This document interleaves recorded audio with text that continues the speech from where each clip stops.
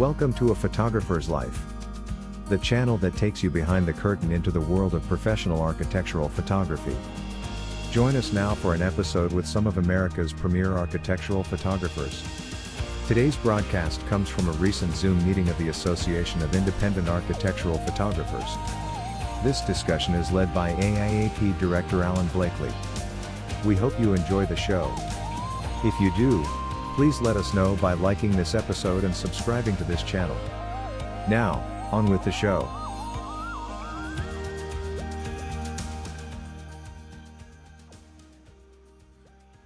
We want to welcome everyone to this November 2024 meeting of the AIAP. We're talking today about finding new clients and keeping them. And this is something that has been brought to my attention repeatedly, that there's some in the group that are struggling just a little bit. And it's also something that we continually have to consider when we're in business. And so today we want to talk a little bit about where we go to find those new clients and how to gain them and then how to retain them in a long-term relationship. And so welcome to everyone. And we'll just kick this off. And is there anybody that has a secret formula that they'd like to share before we get into the discussion proper?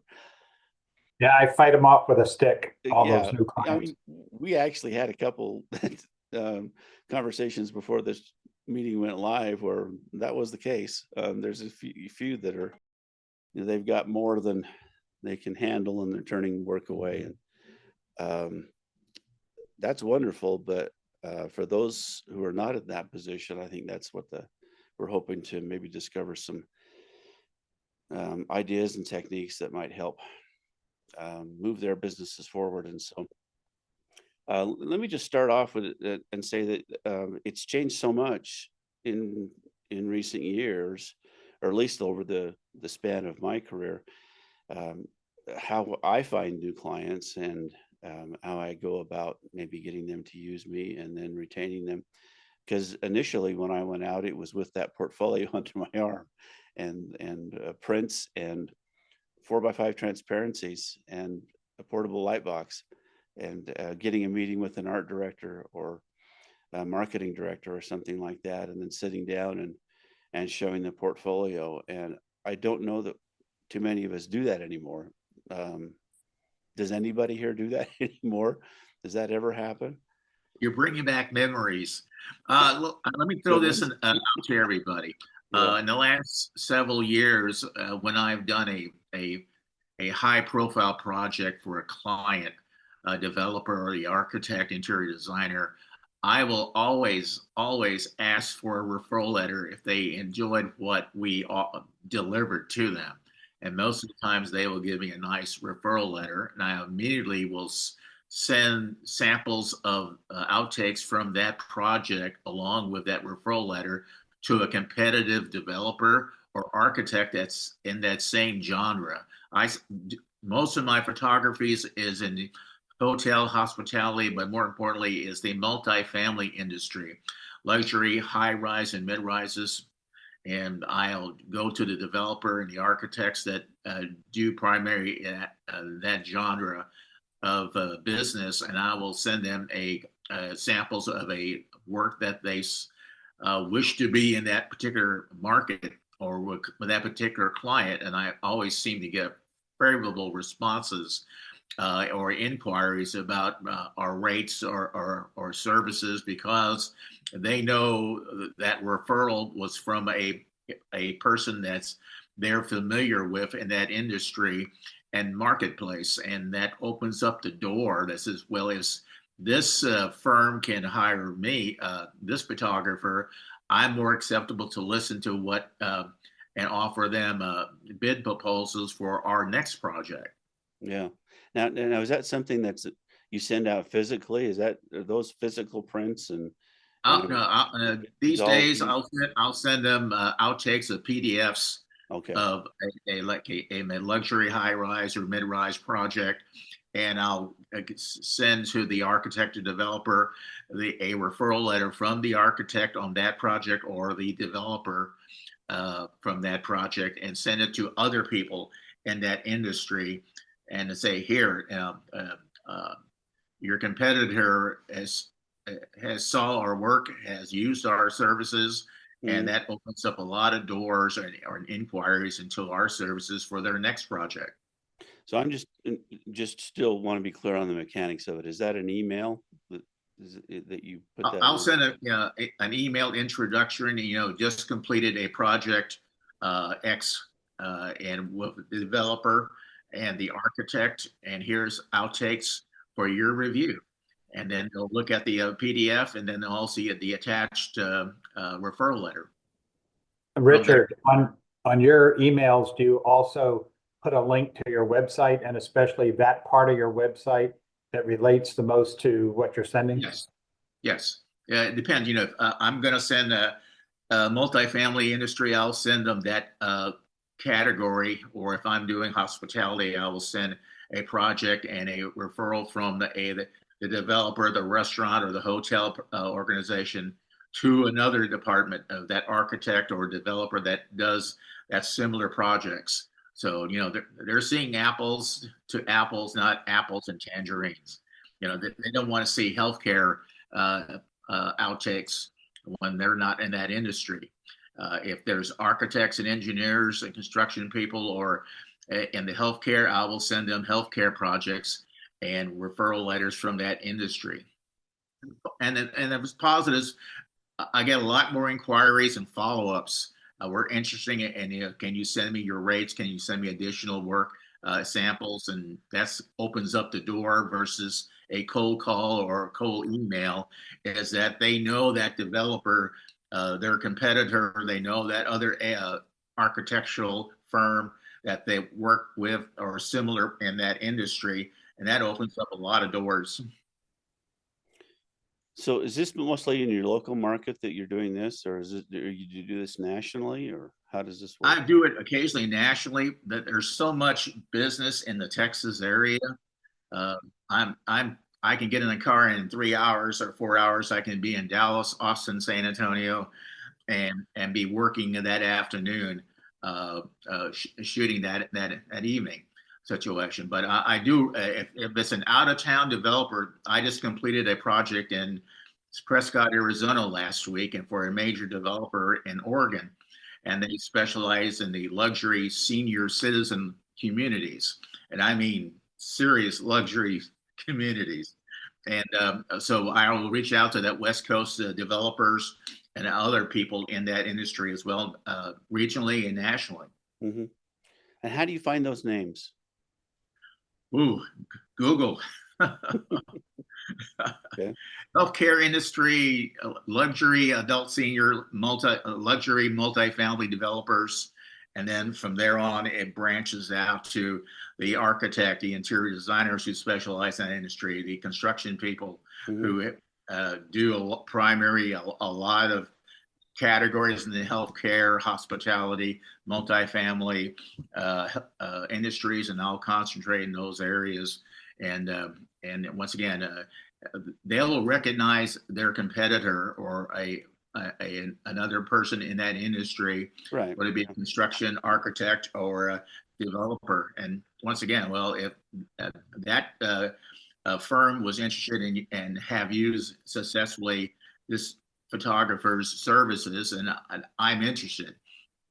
Yeah, and for me personally, LinkedIn is my go-to as far as finding industry specific people, and yes, and then being able to find who the decision makers are.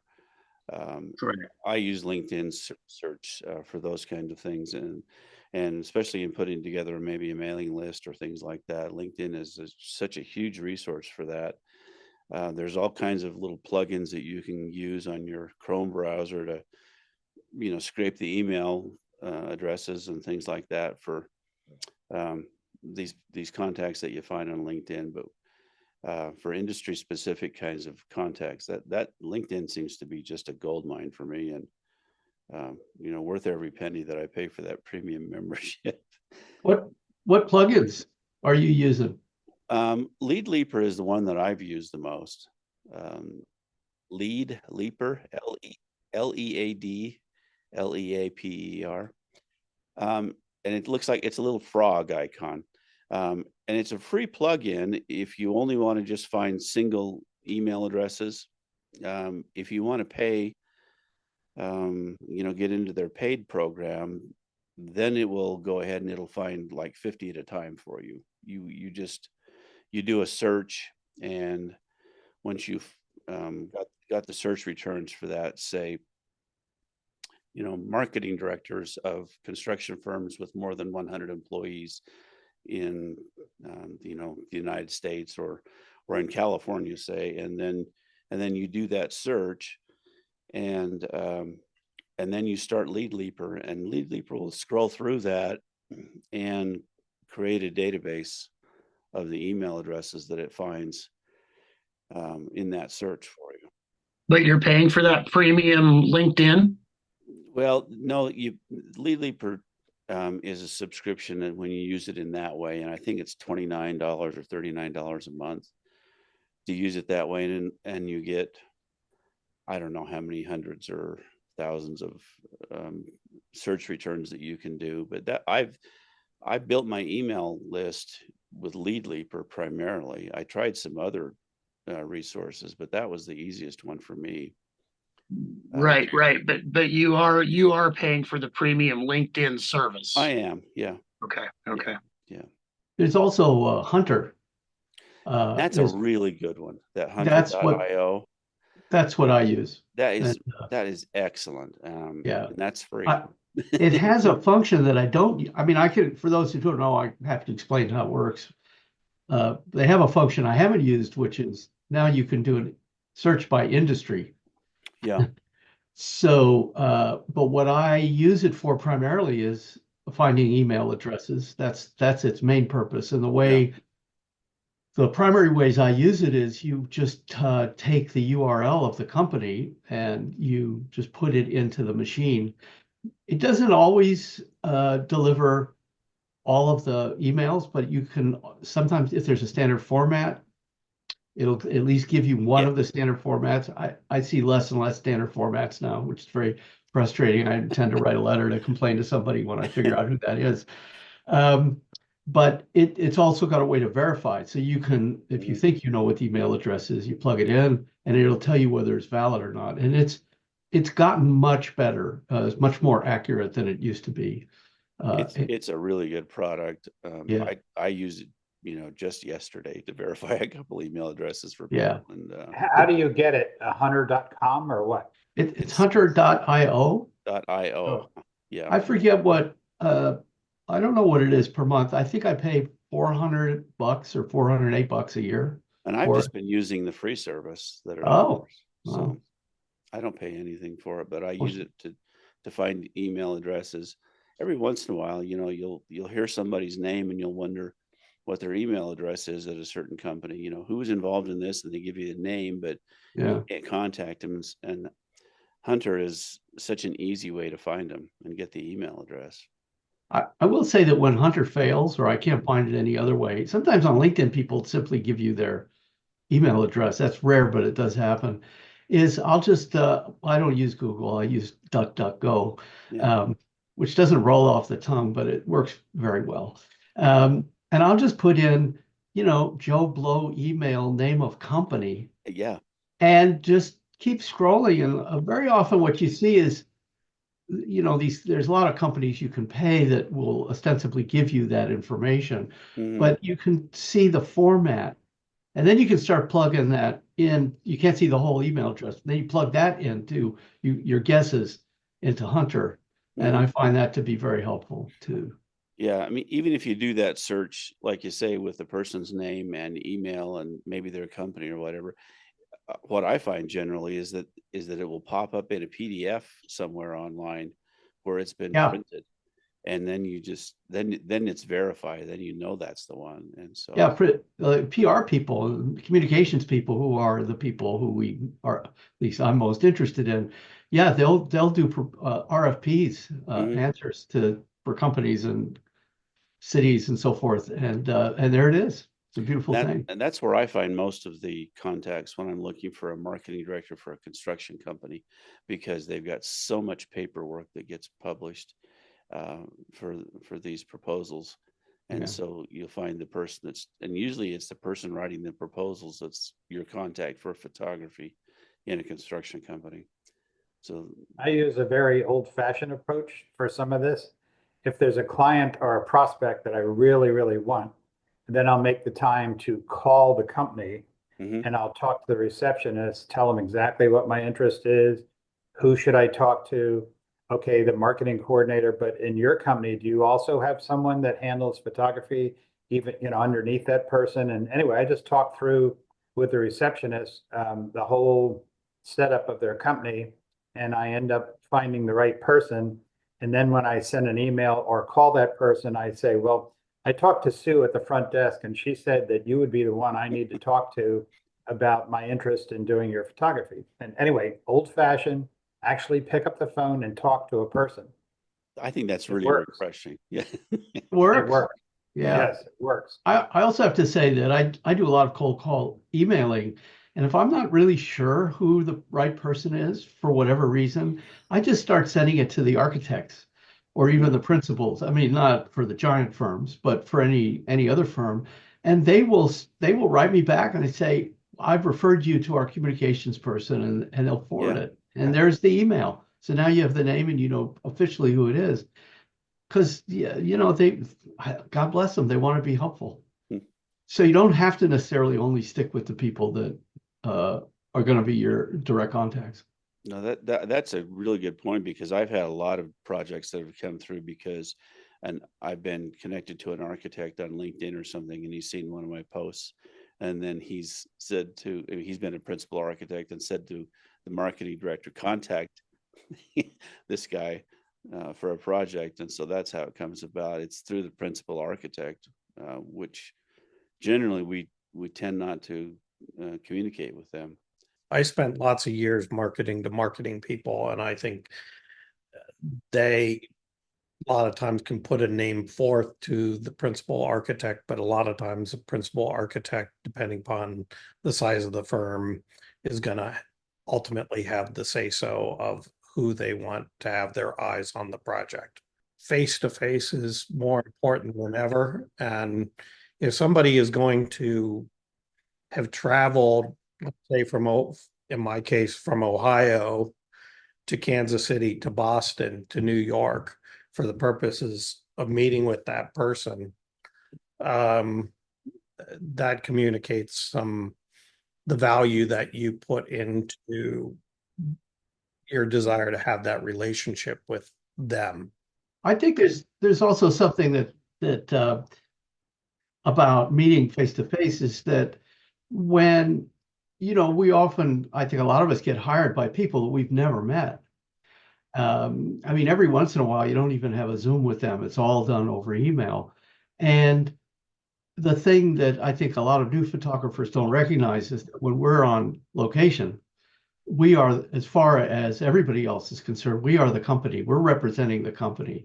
There's not really necessarily a difference in the client or the engineer who's, making sure the sprinkler doesn't go on while we're outside. All those people, they don't necessarily see us as freelancers. They see us as a representative of the company. So you really, editorial people understand this, that you are representing the publication when you're out there. So if an editor or a photo buyer or a marketing person or an architect gets to meet you and sees that you don't drool, you know how to speak, you have some people skills, you're polite, all those kinds of things, you act professional, that can go a long way.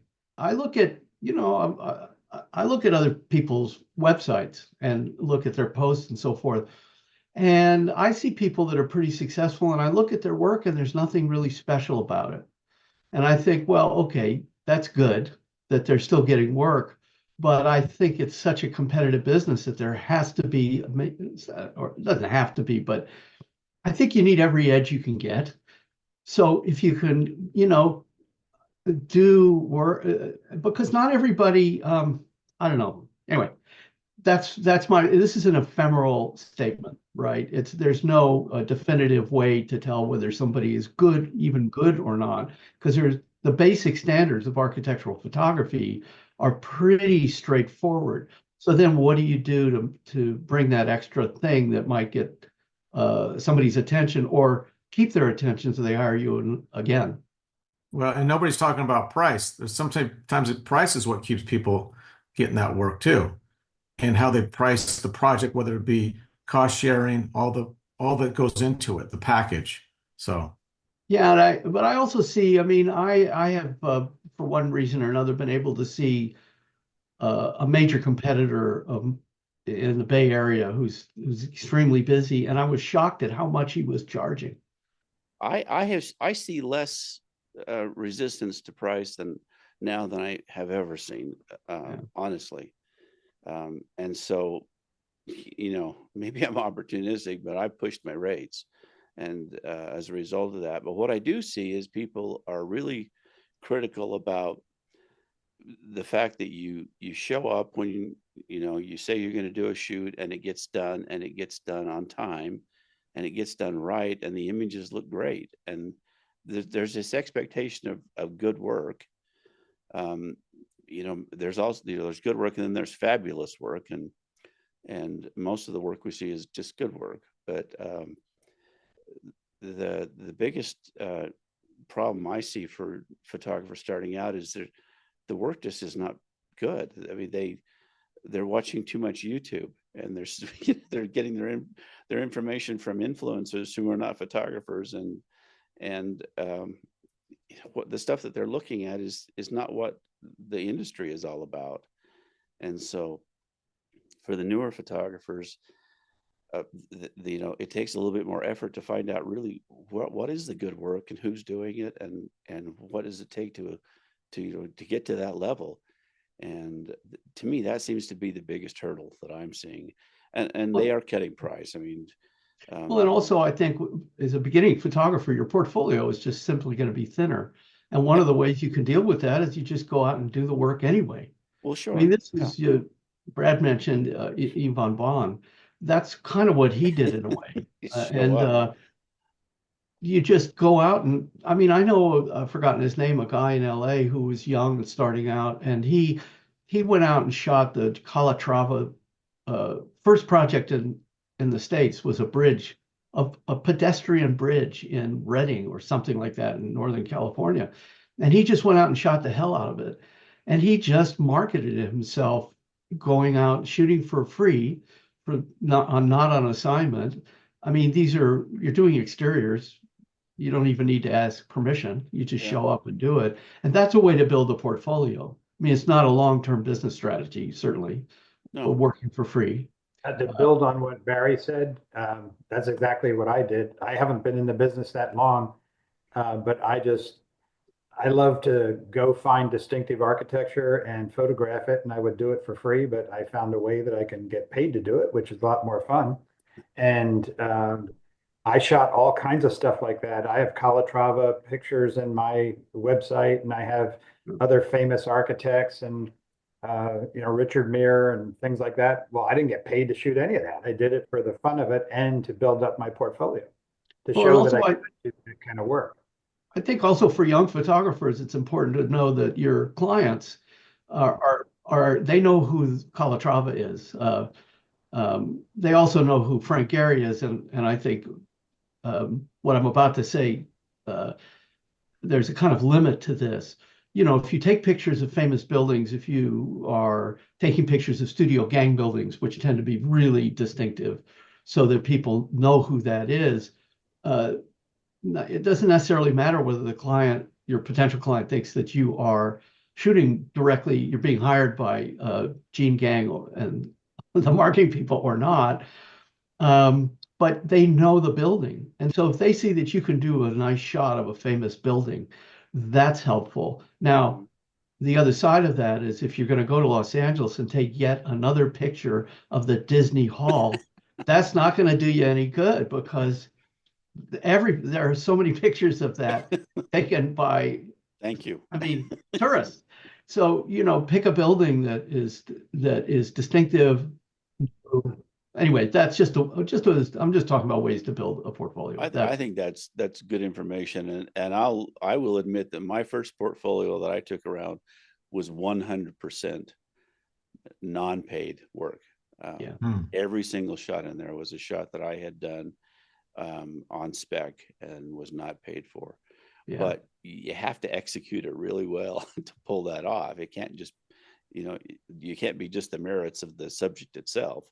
You really got to pull it off. And so, for me, my book that I first started out with was 100% spec.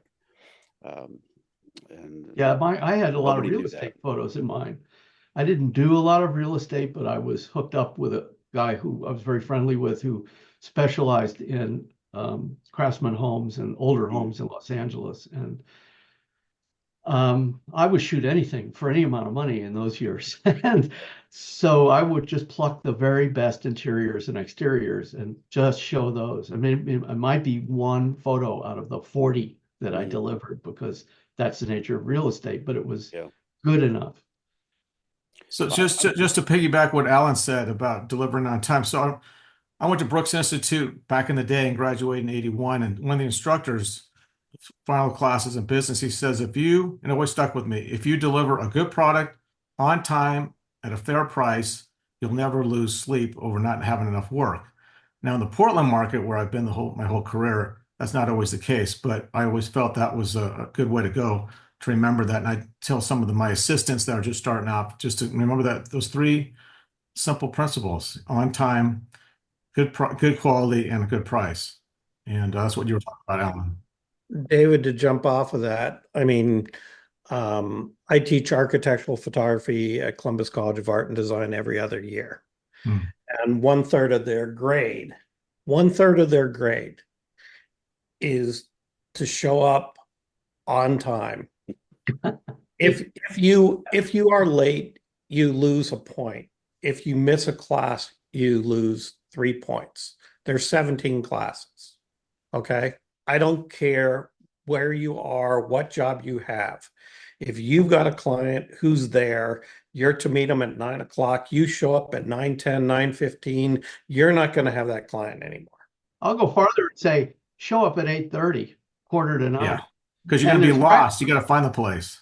Well, you're going to get lost, but also those practical considerations, or maybe you weren't able to do a scout, or maybe something has changed. So being able to be in control and keep the temperature down if the architect is late and freaks out. And I find often, and I'm really sorry to say this because I really love most of the people I work for, they're always late. Not always, but they're often late. So then I'll go freelance, which is to say I'll go shoot something they didn't ask me to do. And I'll have an opportunity to do that when I wouldn't have had it before. So then it's that extra bit, but at least it means you're on time, because and I stay as late as the light will allow, even though the architect may have gone home. Coach here in Jacksonville used to preach all the time that if you're 10 minutes early, you're on time. If you're on time, you're late. This was something that kind of was a big deal when the recession hit for my business, is that I started printing books to send out, and they weren't as fancy as the one that Brad did, but these were smaller format books. But when I would respond to a client for a project, if it was a big enough project, I had these books that I could send them to show my work that they could keep. Well, that's repeat. They keep that on their coffee table in their office, or on their desk, or on their bookshelf, or something like that. They weren't expensive to print.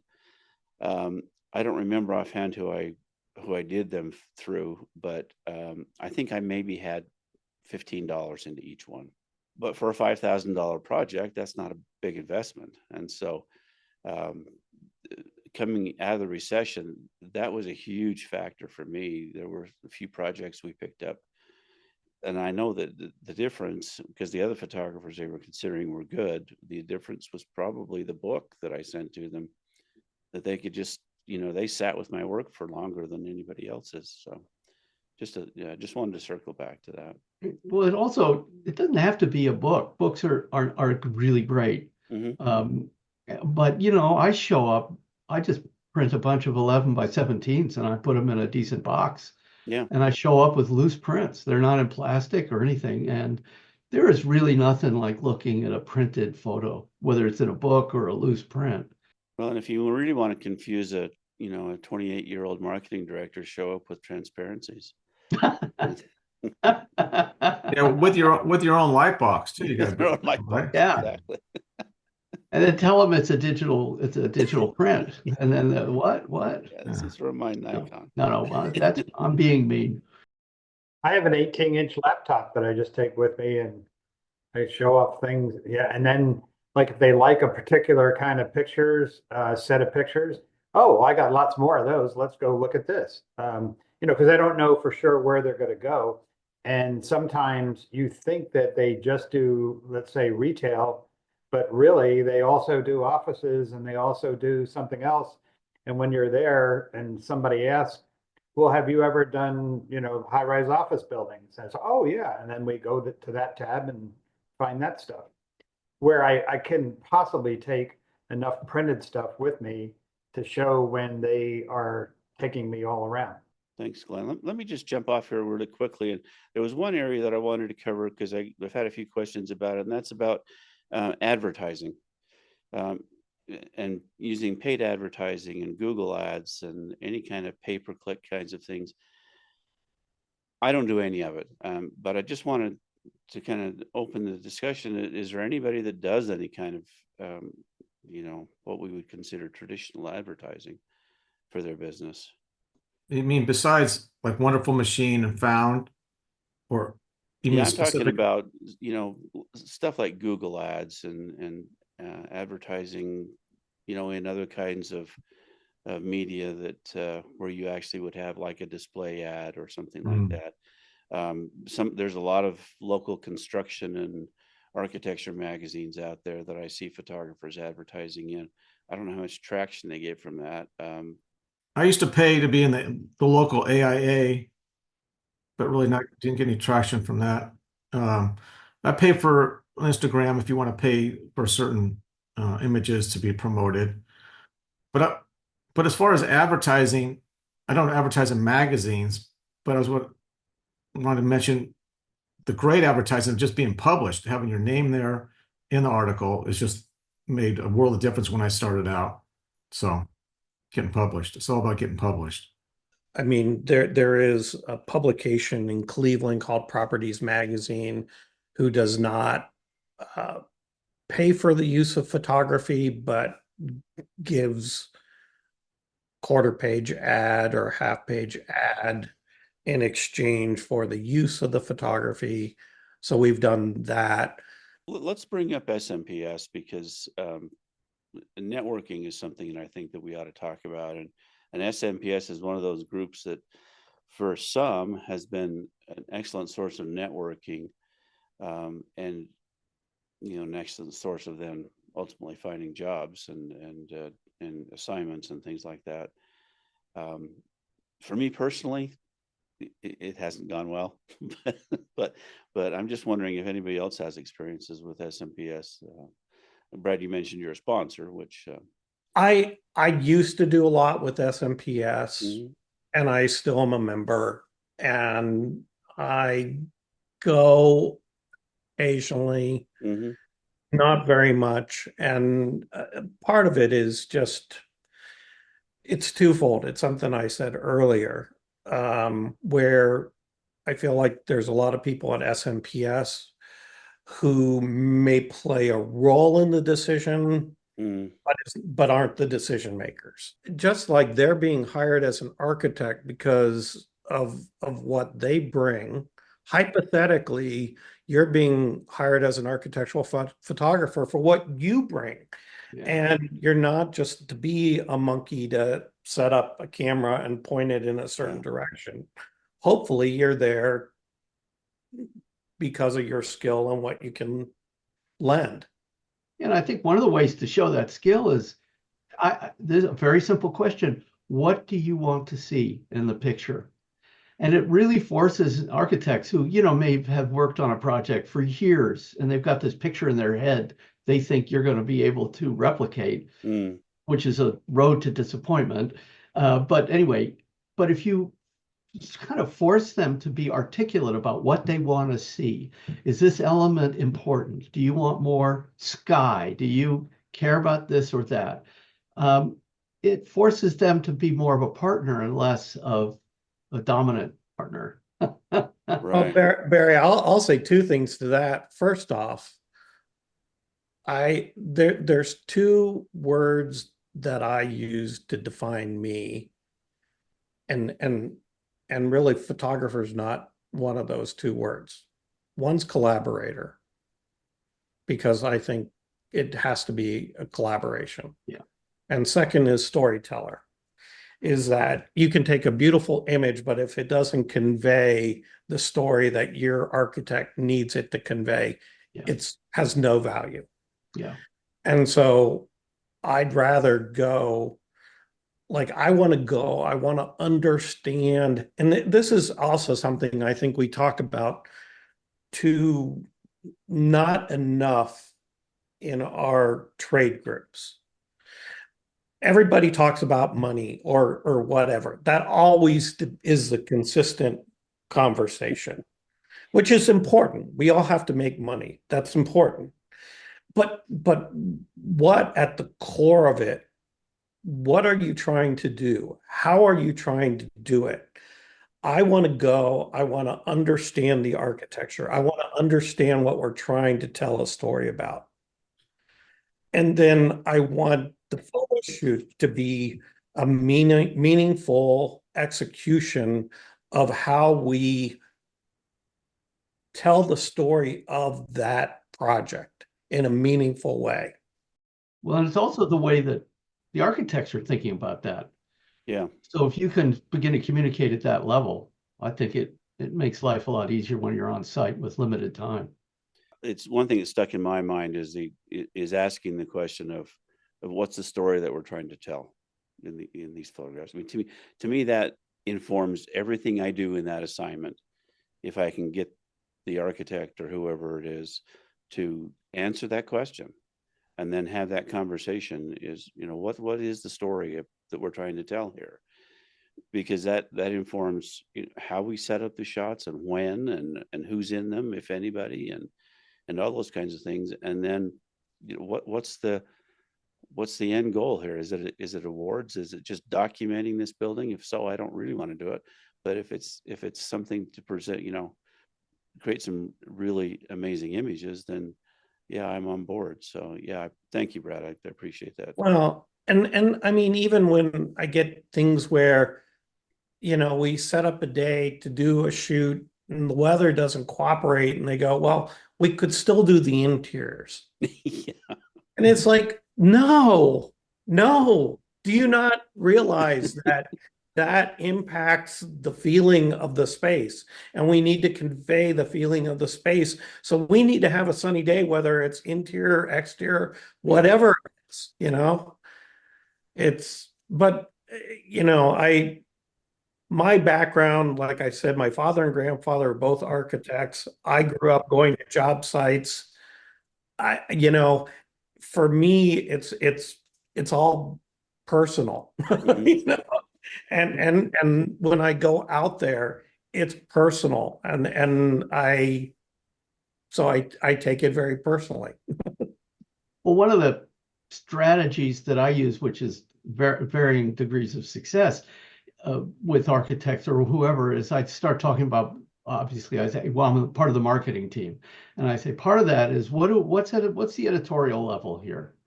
So what do photo editors like to see?